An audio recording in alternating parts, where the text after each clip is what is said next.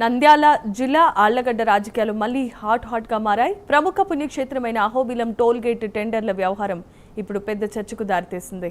Allagadda MLA Bhuma Akhilapriya, మాజీ MLA Gangula Brijendra Reddy మధ్య toll gate లీజుల open challenge నడుస్తోంది. మాజీ ఎమ్మెల్యే గంగుల బ్రిజేంద్రారెడ్డి ఎమ్మెల్యే భూమా అఖిలప్రియకు సవాల్ విసిరారు. ఈ ఏడాది కేవలం 25.4 లక్షల రూపాయలకే టోల్గేట్ టెండర్ దక్కడంపై ఆయన అభ్యంతరాన్ని వ్యక్తం చేశారు. ఒకవేళ తమకు టోల్గేట్ ని అప్పగిస్తే అక్షరాల 40 లక్షల నుండి 50 లక్షల రూపాయల వరకు చెల్లిస్తామన్నారు గంగుల జితేంద్రారెడ్డి. 4 రోజుల క్రితము స్థానిక శాసనసభ్యురాలు అఖిలప్రియ అహోబిలంలో వెళ్ళి ఒక ప్రెస్ మీట్ పెట్టారు.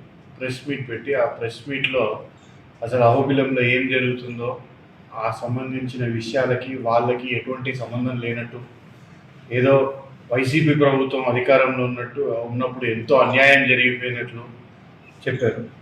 ఇంత అవాస్తవాలు చెప్తూ మీడియా ముందరంటే అది మైక్ల ముందర, ఏంటంటే మైక్లకు నోరులు లేవు, ఓన్లీ చెప్పేవి వింటాయని చెప్పేసి ఊరికే మైక్ల ముందర కూర్చొని అన్ని పచ్చి అబద్ధాలు మాట్లాడతా ఈరోజు ప్రజల్ని మోసం చేయాలనే ప్రయత్నం చేస్తాము. ఈరోజు నేను ఒకటే అడుగుతా ఉన్నాను, గత 5 సంవత్సరాల్లోనే వైసీపీ ప్రభుత్వంలోనే ఈ టెంపుల్ ఎండోమెంట్ నుంచి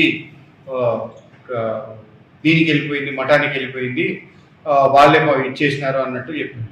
ఇప్పుడు అది ఎండోమెంట్లో ఉందా మఠంలో ఉందా అనేది వేరే విషయం. ఒక ఆధ్యాత్మిక కేంద్రము, ప్రపంచంలోనే